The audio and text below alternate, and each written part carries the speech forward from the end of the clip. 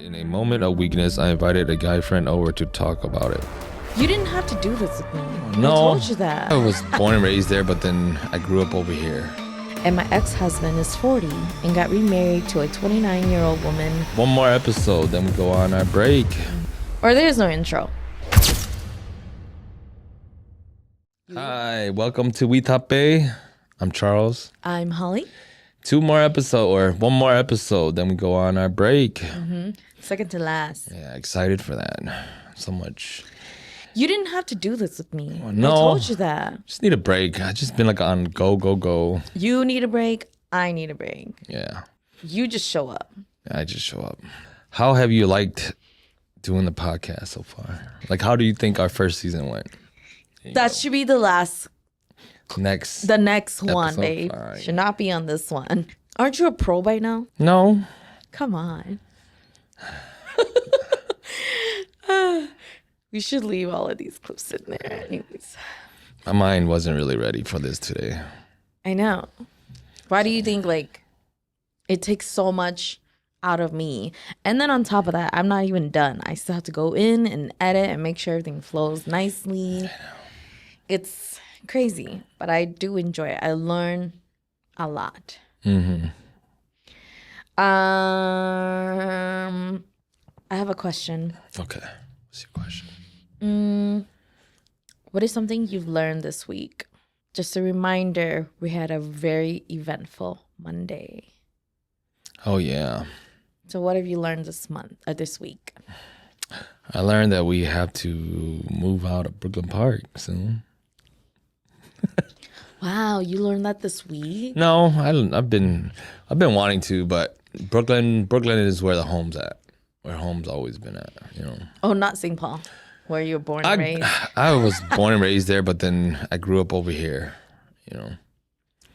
And it's been on my mind for like the past, you could say 4 or 5 years, wanting to move out of Brooklyn. Oh, wow. So What I've learned is that no matter like what situation you're in, for me, I guess it's just a mother instinct, but like always stay calm. Never let your kids know that you are afraid or have them feel like they're in danger or that you're in danger. Because a lot of times they do vibe off of what you're feeling and what you're going through. So if anything, just stay strong and be positive. Even if you're not entirely feeling that way, you have to just stay strong for the kids. And obviously that's like a given already, but it's just this week has probably going through everything this week with the kids. It's like it just brings that back. Just a little reminder. But if you guys missed that part in the beginning, we did had a very eventful day in the week. Other than that, I think it was like almost every other day too, with like the whole volleyball thing, like nobody has balls, so then like you have to figure that out. And then I was just wanting to like trade time slots on the coaches not being able to be there. yeah. Even with like today too, like there's just so many events or things that we would like to attend. However, we have other Obligations that we have to attend. So I'm just so proud of us that we were able to squeeze this podcast in though, because the office is closed tomorrow. Happy Juneteenth to everyone. And then this weekend is actually very, very busy for us as well too. So props to us for squeezing this podcast session in on a Thursday. Even though my mind is not in the right place right now. we tried to stay focused. But one more episode and then we should be done. We're going to take a break for the summer. For the month of July, part of August. Yeah, and hopefully we can gather up some guests to come on the show too. A lot of people talking that they want to be on the pod, but at the schedules just don't work out. Yes, it's like scheduling, or I think they're just too shy, honestly, which is fine too. I'm not gonna force anyone to come on. It's okay. So earlier this week, another thing that actually happened, which is gonna lead us into our topic for today. What did you want to talk about, babe? So I think it was Monday. Yes, it was Monday. Went to work. Came back to pick up my kids at my parents' house, and my dad cut my son's hair. Buzzed all his hair off. Yeah, he went from a full mop top. Well, he hasn't had a haircut for a while, so I call it a mop top. But longer hair down to his, eyebrow. To the point where it's like it's naturally going sideways, and every now and then he'll just have to push it to the side so you can see. But it's not like emo style. It wasn't emo, but it's more like since he hasn't had a cut for a while, it did look it looked natural though, because Well, especially with his hair color too. Yeah. He has this natural lighter brown hair color. It was beautiful. I mean, he gets compliment every time. But came back and my dad buzzed off all his hair. So my question to you guys is, am I an asshole for yelling at my parents for cutting my son's hair? Because that's exactly what you did. Yeah, that's exactly what I did. You know what's funny is that Ariel's like, Dad wasn't even that mad. I was like, oh, I'm sure he wasn't. I was mad. Of course I was mad. It's just like, if I don't cut my own son's hair and I take him to go get his hair cut, why are they cutting my son's hair? Well, I know that they've been hinting it for a while too, but I didn't think that they were going to do it with their own hands or whatever. I mean, it's been done before. Oh, I know. And here's the thing is that this is a behavior that we're used to. It's just they've been pretty good at not doing it, not cutting our kids' hair as long as we tell them to. It's just this time. I think it's probably been longer, but I don't know. I didn't think that they were going to do it, but I didn't think so either. Yeah. So is he the asshole for yelling at both of them? Well, quick history. My first daughter, my mom cut my daughter's bangs.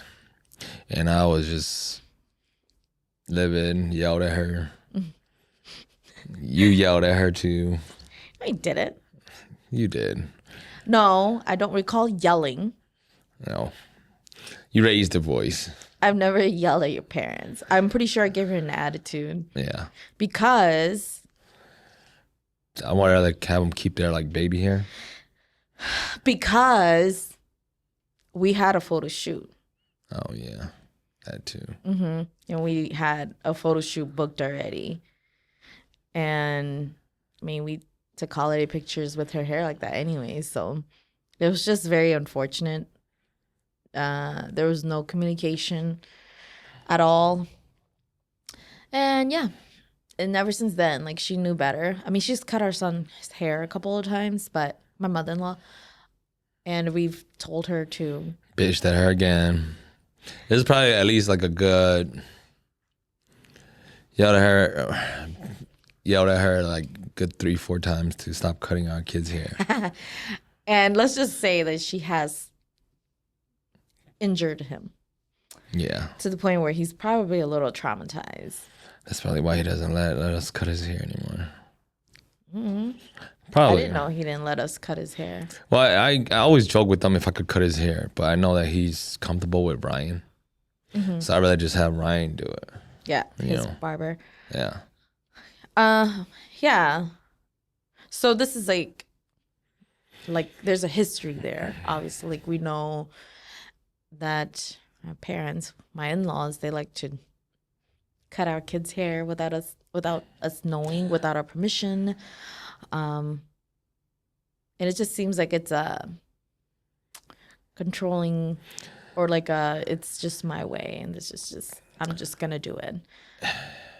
It's always been like that. That's why I always keep reminding my parents, can you guys just be the grandparents and quit trying to be the parents to my kids?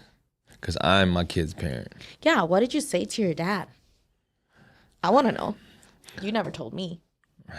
Did you say anything? I did. I said, if I don't even cut his hair, why do you think you can cut his hair? And what did he say? He's like, well, it's been so long. His hair is so long, and boys' hair shouldn't be long. I'm like, well, that's your opinion. But if my son wants his hair long, I'm going to leave it long. And if I don't even cut my son's hair and I take him to a professional barber, I don't even go to a professional barber. I take my son to a professional barber. I just feel bad for my son. Yeah. I know his behavior and everything just totally changed. And I know that affects his Self-esteem. his relation and trust with his grandparents, you know? Like that's going to really affect the way how he sees them and when he's around them, you know? I know they do feel some type of way, but it's not, I don't think it's entirely my doing. It's not mine either. Yeah. So, well, it's kind of like we want to give our kids, you know, like for me growing up, I've never had I had my hair long, like how his was. But it was like long and then they would make me cut it. Or they would cut it. And it's like, why can't I just keep my hair the way how I want to, right? Mm-hmm. So now, like with my kids, you know, if my kids want their hair long or short, I let them make that decision because that's how they want to look. That's how they want their parents to be. So, you know, if they want it a certain way, appearance-wise, how they're, you know, to help with their confidence, then go for it. You know, like that's why I don't force myself to cut my son's hair. I let him choose if he wants long hair, short hair. I don't care. I mean, just look at dad's hair and look at your hair. Well, I ain't got no more hair. Exactly. So then it's like, oh, he's gonna treasure his long hair. Yeah. Shouldn't you guys like treasure that too? Like, come on now. He has such beautiful natural hair color as well too. And I think that's what's so unique about him. He runs around the playground. People are like, wow, is that really his hair? I'm like, yeah. I mean, look at me and look at his dad. Like, I mean, like, it's like, yeah, I know he's got that from his dad, but like, isn't that like so beautiful? You wouldn't even want to touch it, you know? If I still had a hair, my hair would probably be. No, I think your hair is dark. No, I had like, when I grow, if I keep it short, it stays dark. If I let it grow long, then it turns brown like his. So who is the asshole here in this story? This is actually a real true story. So let us know in the comments down below. See what you guys think. Or if this has happened to you guys too. And like, how do we communicate in a healthy way to our parents to just let the kids be kids and let us parents, us kids as their kids be parents and just have them be grandparents. Right? Uh-huh. Yeah. Yeah. So this is actually on Facebook. It's called Who's Wrong Here? I divorced my husband thinking I could do better, and now he's happily remarried. When I was 29, I divorced my husband. We didn't have any major issues. Our relationship was just challenged after having the kids. I was a stay-at-home mom. I expected him to do more of the housework and childcare when he worked full-time. He did help me when I asked, but I started to ask more of him and I burnt him out. I knew how to work him. He always gave in when I pushed. I used that. He eventually got tired of it. I could tell. Shh.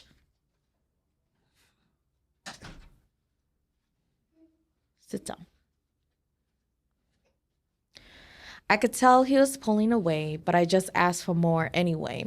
I thought if he really loved me, he'd keep showing up. I started threatening to divorce him. I said it more than once.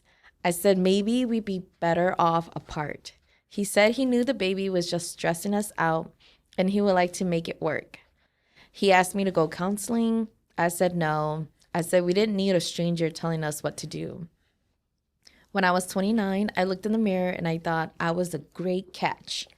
I still had, bro, I could hear you like drinking. Sorry. I think I have your mic on too loud. I could hear you.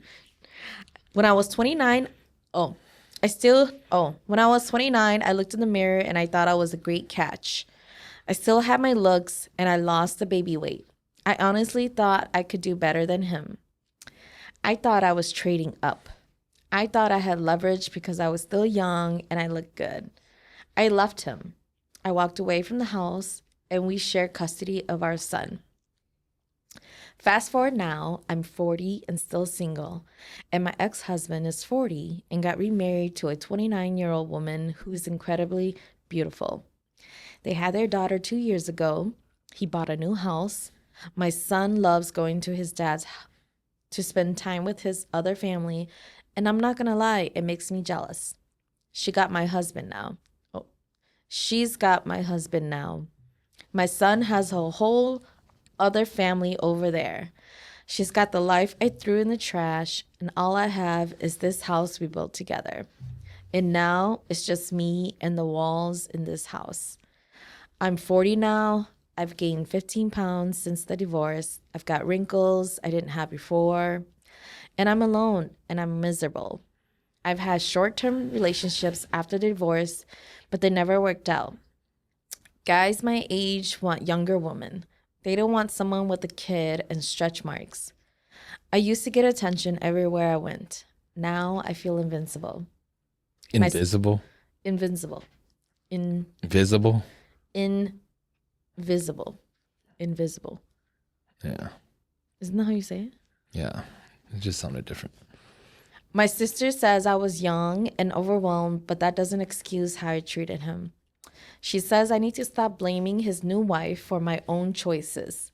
She says I should try dating apps, but then I looked at my ex's social media and I see him and his new wife and their daughter and my son smiling in the photos, and I think she has everything I threw away. I sit in this house that I fought for in the divorce, and it's just me and the furniture and the photos of a family that doesn't live here anymore. The walls are quiet. I didn't think quiet would be this loud. Part of me knows I did this to myself, but part of me looks at her and thinks she stole my life. That's it. Well, grass is not greener on the other side, right? Would you say she's young and dumb, 29 and like had a kid? Well, with our experience, right? We had our kid when we had our first when we were 26, right? Ariel. How long were they married for again? I don't even know. Let's see. Did they say? No. I mean, okay, let's compare that to us, our relationship. Oh, no, it doesn't say. Let's say. But 29, divorced, and then now 40. So they must have at least been married for, well, they said newborn, right? They had a newborn. Yeah. So then they were probably gave birth around, you could say 28, 27. Yeah, 28, probably 29. I don't know. But they were divorced at 29. When I was 29, I divorced my kid. We had other issues. But then they only have one kid. I know. But then they were talking about how they just have a kid, their first kid, you know. I mean, don't get me wrong. For having your first kid, you got to just kind of power through it. Yeah. You know? You're going to come across issues with each other. I think that's with everyone, though. Yeah. Even with just like marriage completely. You have to power through it. And I think that's how you get through the rough time. You get to know each other more. You grow deeper.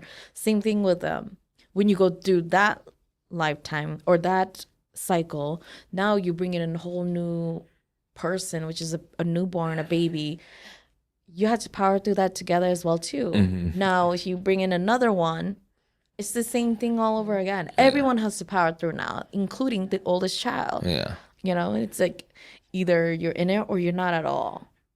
I mean, yeah, I think our kids they handled it pretty well, but then, you know, with the new siblings, but then as they got a new sibling and they saw that they got less and less attention, they did, you know, kind of act out a little bit more, you know, compared to when, you know, our oldest was just her and all the attention was on her, you know.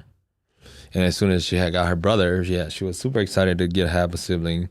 But afterwards, when she started noticing that she got less and less of the attention because now we gotta split the attention or like pay more attention to her new sibling. She act out a little more. Well, it's just everyone is just trying to figure it out. If anything, even the newborn is trying to figure every single person in this room out, let alone themselves. They're trying to figure out themselves as well too. It's like you guys are not in this alone, and it just seems like they did power through it, but then I feel like her motivation or her motivation is somewhere else, which is her. I mean, she said 29. She looked at herself. She looked good. She lost. She felt like she was a catch. Yeah, and like. But you also compare it. You were 29. You were a stay-at-home mom. You didn't have a job. He provided all the income. He was a sole provider, and she bossed him around. And he still helped you. And he still wanted, to like, he still made an excuse and said, oh, it was just probably the baby, having the newborn that was making us feel this way. And you still wanted a divorce. She pushed him around. She used that and like, she knew how to like work him. And like, she said it herself. He did help me when I asked, and I started to ask more of him, and I burnt him out. I knew how to work him. He always gave in when I pushed. I used that. Yeah. He eventually got tired of it. I could tell he was pulling away.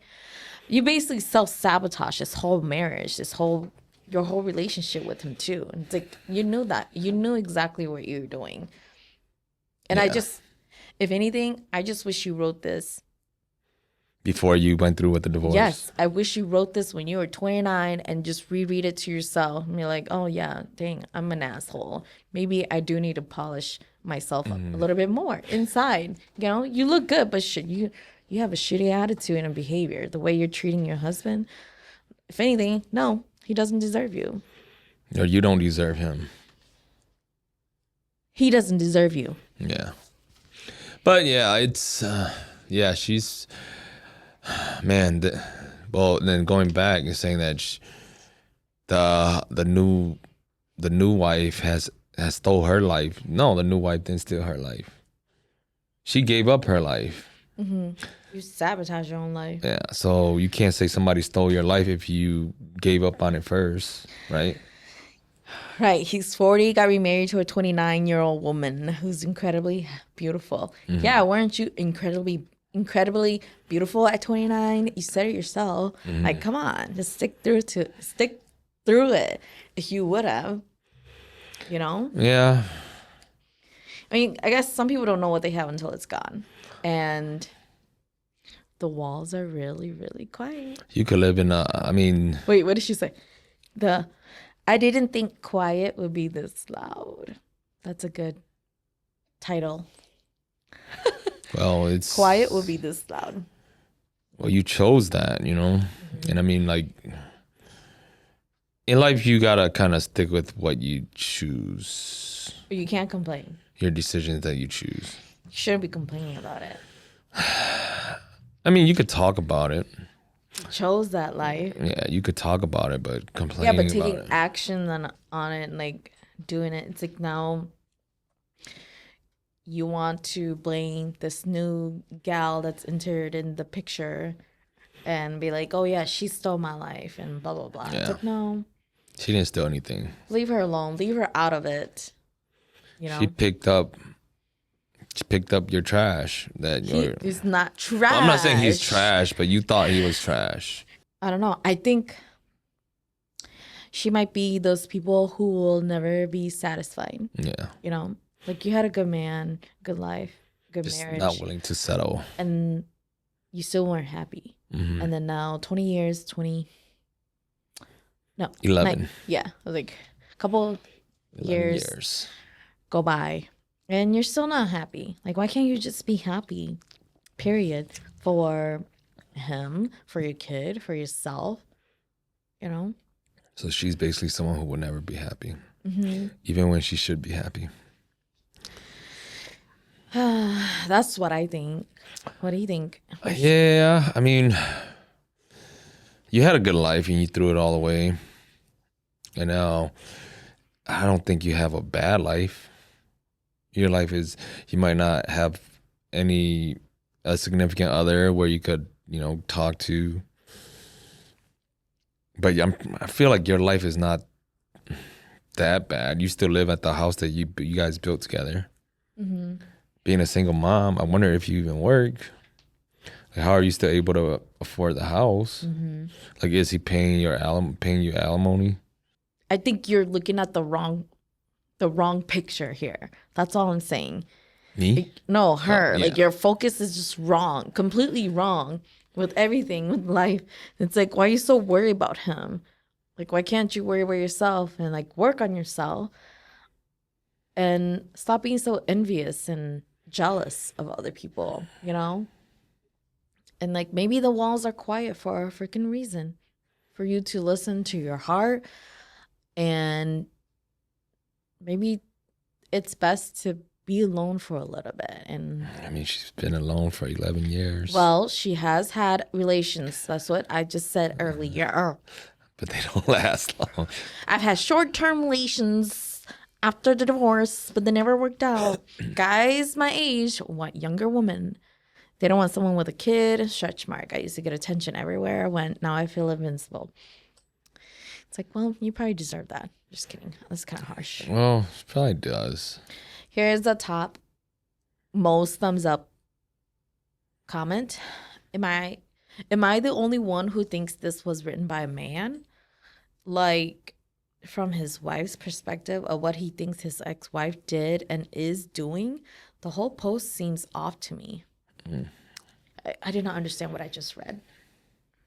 The only thing he thinks is written, like, from his wife's perspective, what he thinks. Oh, I don't know. It doesn't sound like a guy wrote it. Here's the next one. She doesn't have your husband. She has her husband. Leave them alone. The next one is, a man wrote this. Why does everybody keep thinking a man wrote this? The one after that says, the ex-husband wrote this. What?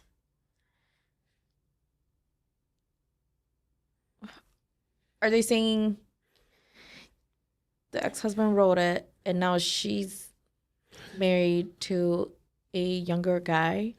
No. And she's happy? Unless this is like they're saying that this is the ex-husband's perspective on how his ex-wife feels. I don't know. It doesn't sound like a guy wrote it to me though, at least. Oh yeah, there's a lot of people that says it. Sounds like it's written by the husband. Oh, the husband's writing about his ex-wife. But does it sound like a guy wrote it to you? No, not really. Yeah. But I could see it. Interesting. Yeah. Interesting. Here's another who's wrong here? One day old. My fiance came home convinced there was another man in the house. I'd never been so scared of him. My fiance and I have been together for 2 years. He's 36, I'm 29. He owns a trucking company, so he's gone for days, sometimes weeks. When he's home, he's attentive and generous. He's also territorial. With trust issues he's carried since childhood. I always knew that. I thought I could handle it. He's been gone 3 weeks. The morning he was due back, our neighbor asked to park in our driveway for an HOA event. I said, sure. So there was a strange car out front where there's never one. I didn't think twice. I was getting ready when I heard the front door slam. Then my name. Loud, sharp, wrong. He came through the house fast, checking rooms, the closet, behind doors, breathing hard, asking me to just tell him the truth. Telling me I was lying, that I was just his mom, just like his mom. Things I won't repeat. I couldn't get a single word out. I just stood there. In 2 years, I'd never been afraid of him, not once. And right then, looking at a face I didn't recognize, I was. Then I saw the neighbor's car through the window, the boots on the steps that turned out to be his own. And it all just collapsed. He went still, started apologizing, said he got scared, said he missed me, and said he just reacted. I left for my sister's that night and told him I needed space. Since then, it hasn't stopped. Flowers, a bag, jewelry, message after message. He's sorry. He'll get help. He was exhausted from the road and he panicked. And a part of me softens. He was tired. He spiraled. He apologized. But then I remember his face, how loud it was, how fast it happened, how I couldn't speak. I keep coming back to the same thing. An apology matters, but so does what he does after it. My sister says, don't go back. My mom says, hear him out. What would you do? Well, Ooh, the thing is, how long were they together? 2 years. Oh, they've been living together?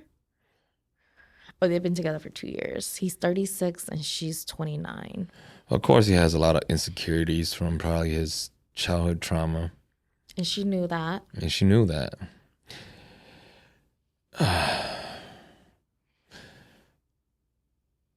But I mean, it was probably the first time where you see his face and it's just like, probably you saw somebody.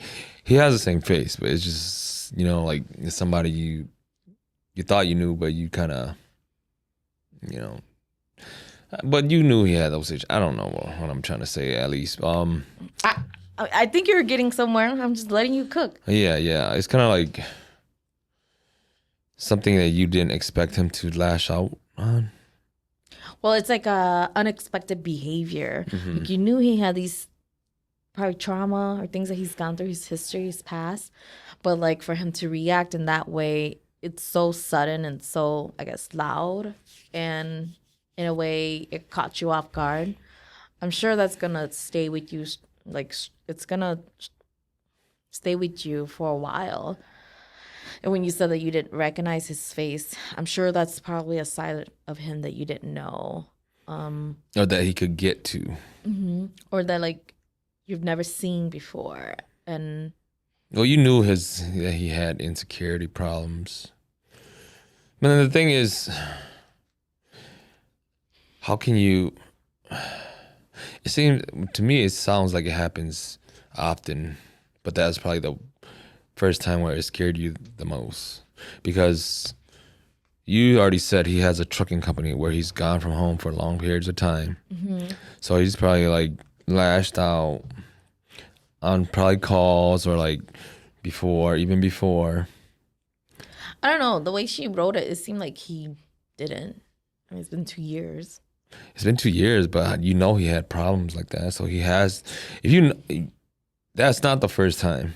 Is that what you're saying? That's what I'm saying. That's not the first time he act out insecurely with her, because she knew that he had those kind of issues. Mm-hmm. So how can you know if he had those issues if he's never done that before to you? Mm-hmm. That might just be the most severe that he's done that to you before. Mm-hmm. You know what I mean? I think if she really loves him, she will let him work on it. But I don't think it's going to be hard for him to change. It's going to take time. And if you're willing to give him time to change, then yeah, go back to him. But if that's something where, you know, you want him to change overnight, it's not going to happen. And if you're expecting him to change overnight, Don't go back. Don't go back. I feel like there's the red flags, you know, and if you're willing to put up with that, then hey, you can go back, you know. But I'm sure this isn't going to be the first and last time that he's going to be doing that. And you know that because you know he has a history. So it's really up to you. I mean, if you're willing to go to your sister's house for the night, then I think there's your answer. I mean, it depends. Like, if you're going there because you feel safe, don't feel safe, or you're going there just so that you can get away from that kind of... all of it? Yeah. But if you want to, you're going to your sister because you're sick and tired of it, then I think it's just better to cut it short, cut it there. Because who knows, the next time he might run in with a gun or something, or like... Yeah, oh, he ain't talking now. He's like pointing and probably yelling. Like, but I mean, yeah. If he really loves you, he'll try to change, but it will just take time. And if you have time to go through with him and with all that, and you really love him that much, then yeah, stick through it. But if you're like, F this, that's a crazy ass motherfucker, then get the fuck out of there, I guess. I think you guys had a good run. 2 years? Like, come on now.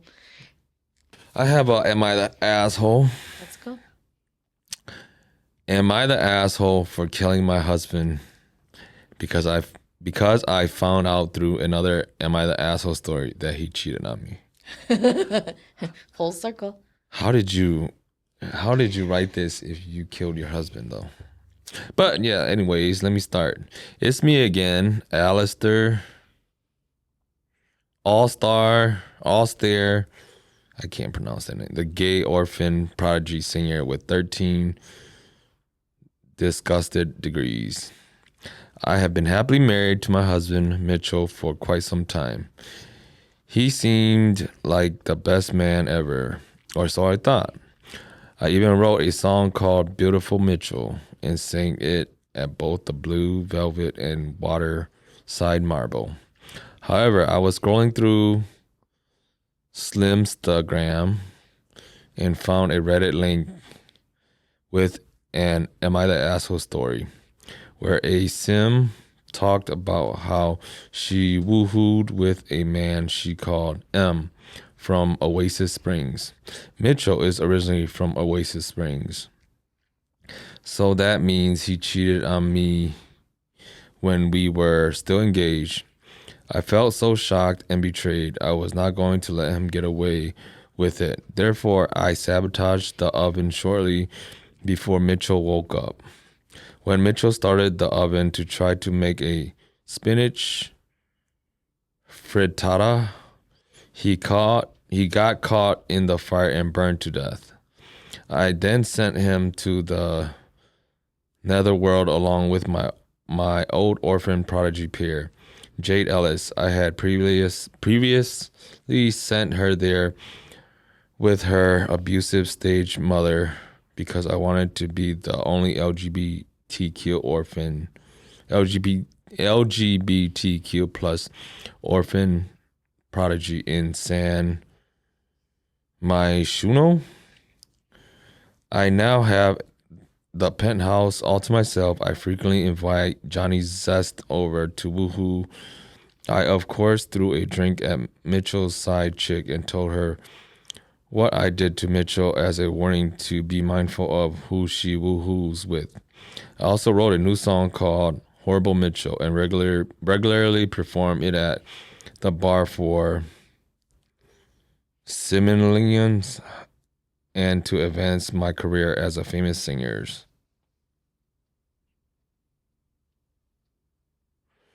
Wow, this is freaking weird. Why do you always read the real ones? I don't know. I saw the title and it sounded good, but Gosh. and it was short. This is freaking weird. Yeah, you always read the weird ones. Yeah. So is she the asshole?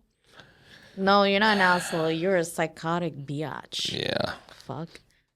Why are you writing on Reddit? Sheesh. That sounds like a made up story, but I know. Because how can you kill somebody? Kill two people, basically. It's not like she even killed her. It's not like she just burned him. That was it. Because she Burned saw him to death. She saw the girlfriend and it was like. Well, she just heard a story. So you're kind of psycho. It might be. It wasn't even him, his name. But you kind of. I think you're just psycho. Even if it's true or not, you're crazy for even talking about it and like trying to justify your side of the story or something. Looking for validation. Yeah, or you're just trying to create drama. I think it's all in your head probably. All right, one more. All right, I cheated, but here's the whole story behind it. Oh my God. Dang, this ain't that bad. I'm not here to justify my actions, and I know cheating is wrong. I made a mistake that I regret, but I wanted to share my side of the story because I feel like there's so much more to it than what was presented in a recent Reddit post by my ex. From the very beginning of our relationship, he treated me more like a friend than a romantic partner. I could list off his favorite things, colors, color movies, anime, and video games. But at the same time, he's never put in the effort to show me he cared. I took care of him when he was sick, lent him money, and supported him emotionally. But I never received anything meaningful in return. Not a gift, not a card, or even a compliment. It was rare for him to call me beautiful, even during special occasions. To make matters worse, he bought other women's OnlyFans account while we were together. Despite all this, I stayed with them. One night at a party with friends, we played a game where we had to share our darkest secrets. It wasn't in the best state. I wasn't in the best state of mind due to alcohol, and when it was my turn, I brought up something that I thought we were having fun. So I wished his penis was a little bit bigger. I think you read this one, right? No. A bit bigger. I didn't mean to hurt him, but he clearly took it to heart and seemed upset. It was just trying to be honest at the moment. When we hit a rough patch, he told me I was his second choice, and I didn't even question it because I knew it was true. He treated his ex-girlfriend better than me, which was incredibly painful to acknowledge. I put on a smile and tried to get through it all. I took a few days to myself to think about everything, and in a moment of weakness, I invited a guy friend over to talk about it. Before I could even tell my partner what happened, he caught us sleeping in bed together. I had forgotten I gave him a spare key, and that moment awkwardly shattered whatever was left of our relationship. Now, as I moved on and started dating my best friend, I finally feel loved the way I should have been all along. I find it strange that my ex brought this up 2 years later, and it is frustrating to see people painting me as the villain without understanding the full context of my situation. I know I was wrong for cheating, but I hope sharing my experience shed some light on why I made that choice. The comments on his posts really didn't capture what I went through, and I wanted to add my voice to the narrative. Thank you for reading. Also, I know the Am I the Asshole account is for questions of someone at the TA. What's that? The Asshole.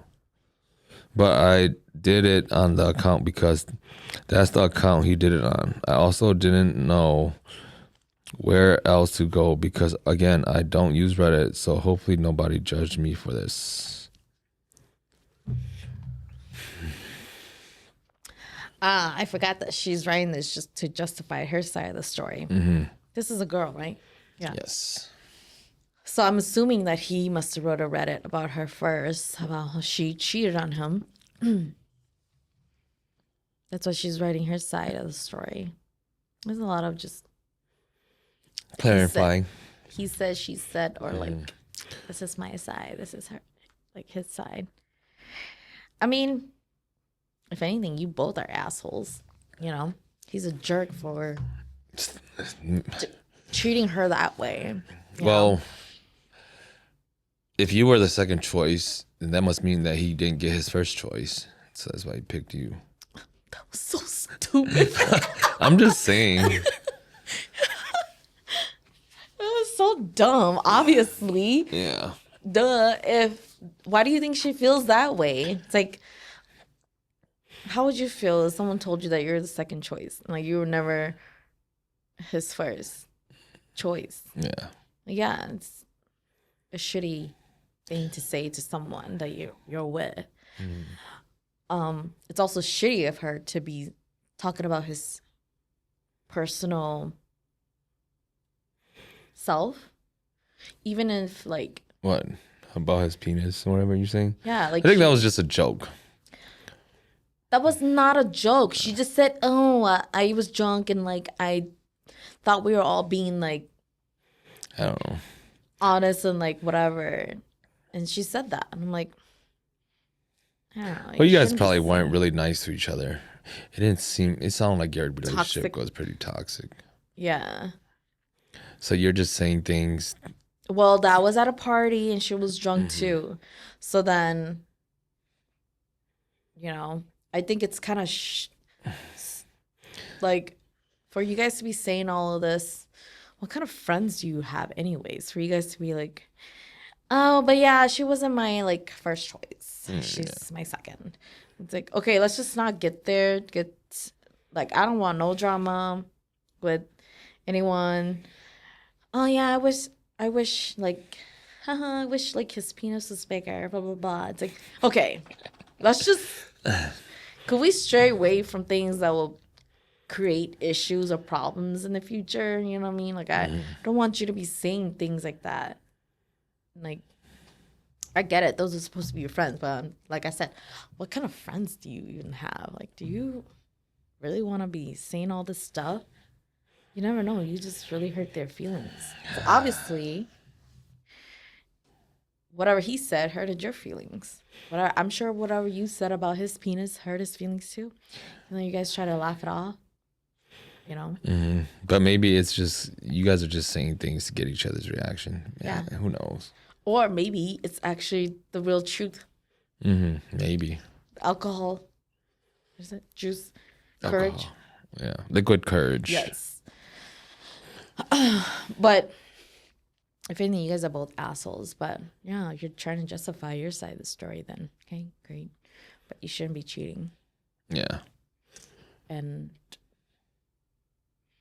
for him. I mean, your relationship was already rocky. So you cheating just pushed it over the edge. So, of course, he probably wrote something that painted you like you were the evil one, of course. He probably... Well, his first post, and this is her clarifying. No, this is just her side of the story. Yeah. He wrote his side, now she's writing her side. And I don't know his side, but... Yeah, we should have looked at that. But... I mean, I could look it up. Do you want me to look it up? Not really. Okay, then not really. You want to. All right. No, I don't want to. I don't want to do that work. Well, that's how much it takes to be doing a podcast, babe. Just a one episode. Why are you smiling like that? Well, next week's going to be a special episode. That's going to be our last episode ever for season 1. So stay tuned. Thanks for joining us, you guys. We appreciate it. Don't forget to subscribe, like, and comment down below. Reach us at wetape@gmail.com. And go for it, babe. You should just let me end it. Bye, you guys.